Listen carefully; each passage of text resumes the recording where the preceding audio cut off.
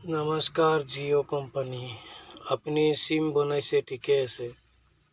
সিম বনাই আপনি এবছর ফ্রি দিলে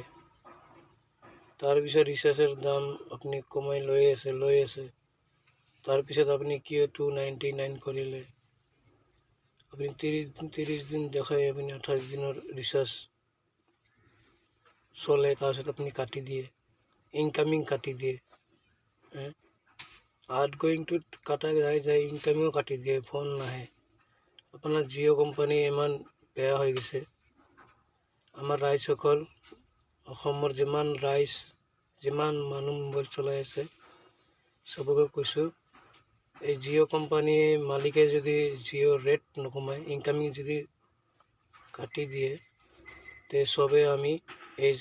জিঅ' সিম চলোৱা বন্ধ কৰি দিম আপোনালোকে জিঅ' কোম্পানী ৰিচাৰ্জ ইনকামিং কাটা যে নহয় মুকেশ আম্বানী ছাৰক ক'লো আপুনি ইনকামিং নাকাটিব 30 দিনৰ ৰিচাৰ্জ 30 দিনে থাকিব লাগিব আমাৰ যিখিনি নেট আমি ইউজ নকৰোঁ এইখিনি নেটো আমাক দিব লাগিব ঘূৰাই নিদিলে আমাৰ ৰাইজসকল যিমান আছে জিঅ' সিম বন্ধ কৰি দিব লাগিব নমস্কাৰ।